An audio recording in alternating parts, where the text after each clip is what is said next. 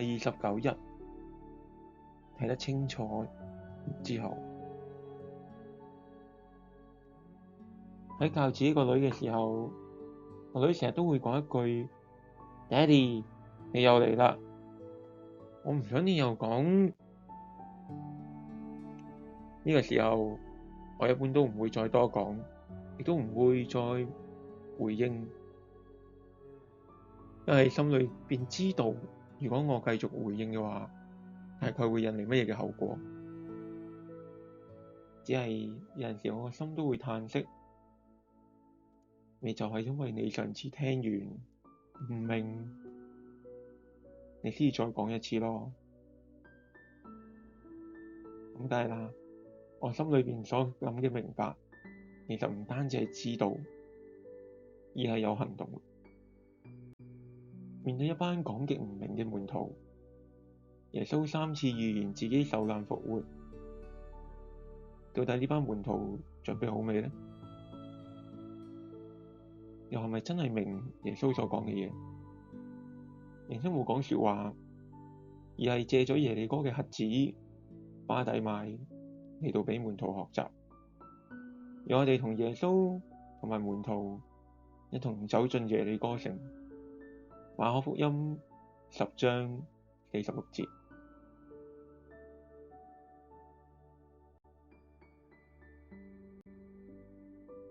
他們進了耶利哥，耶穌、門徒和一大群人從耶利哥出來的時候，有一個瞎眼的人，是底買的兒子，名叫巴底買，坐在路旁討飯。他聽見是拿撒勒人耶穌，就喊叫說：大衛的子孫耶穌啊，可憐我吧！許多人斥責他，叫他不要出聲，他卻更加放聲喊叫：大衛的子孫啊，可憐我吧！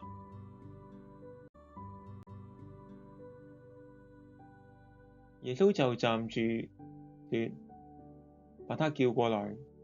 他們就叫那瞎眼的人，對他說：放心吧，起來，他叫你了。他就丟下衣服，跳起來，走到耶穌那裡。耶穌對他說：你要我為你作什麼呢？瞎眼的人對他說：拉波尼，我要能看見。耶穌說：去吧，你的信使你痊癒了。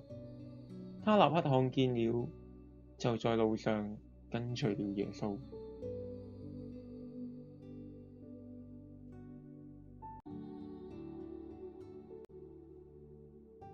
從伯賽大嘅瞎子到今日耶利哥嘅瞎子巴底買，係馬可福音兩段僅有瞎子得醫治嘅神蹟。喺呢兩段神蹟嘅中間，馬可安插咗3次耶穌預言自己受難嘅記述。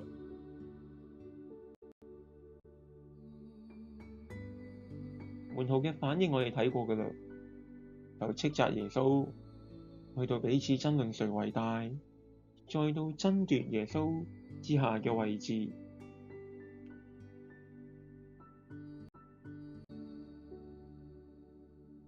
當門徒走過呢啲嘅段落，佢哋對耶穌嘅認識似乎多咗，唔再直接鬧耶穌，而係知道耶穌要死，邊個做下一任嘅首領，甚至知道耶穌會復活，邊個坐喺榮耀耶穌嘅左右，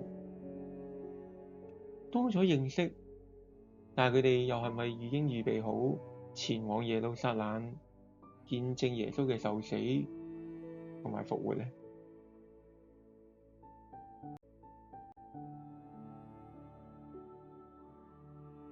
諗返伯賽大瞎子嘅段落，耶穌係2次按手先至醫好嗰個瞎子。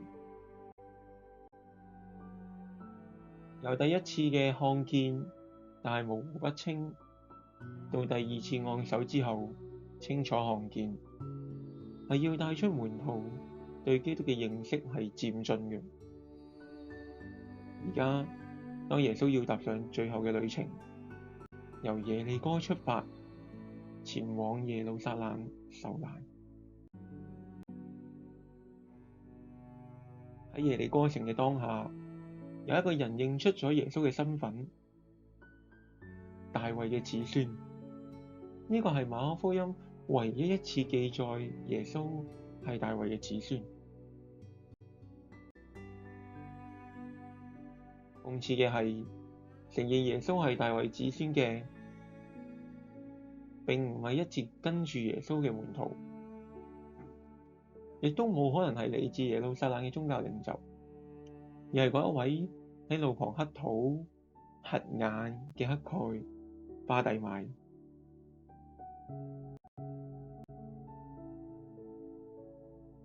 佢就算面對住在場人士嘅責難同埋威嚇，巴底買仍然越發咁樣去呼喊：大衛嘅子孫，可憐我吧！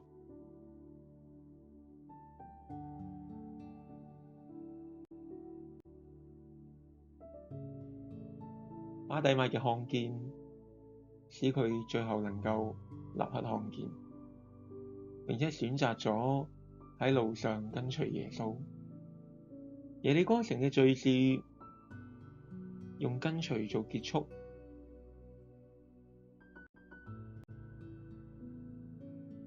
伯賽大嘅瞎子由模糊到睇得清楚，耶利哥嘅瞎子由立刻看見到選擇跟隨。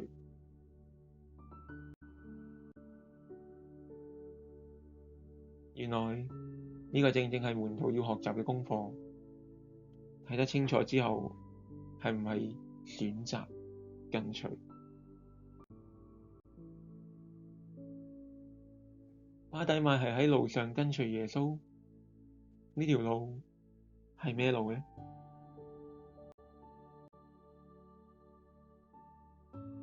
係前往耶路撒冷嘅道路，係受苦、係受難嘅道路，係前往十字架嘅道路。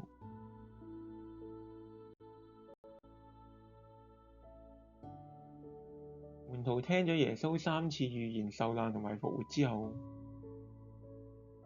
係咪真係聽明白㗎？又係咪預備好在路上跟隨耶穌？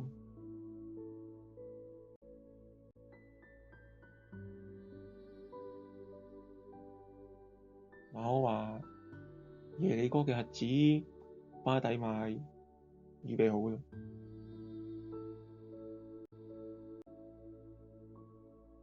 親愛嘅弟兄姊妹，我哋又係咪真係明白，由清楚看見去到路上跟隨，我哋又係咪真係甘心樂意呢？我哋一齊祈禱。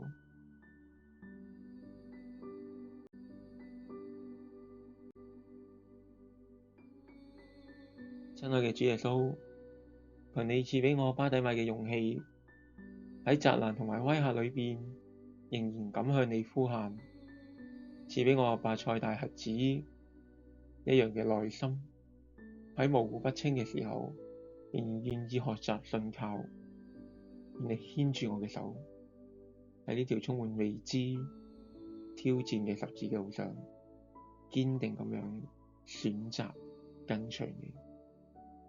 禱告奉主耶穌基督聖名祈求，阿門。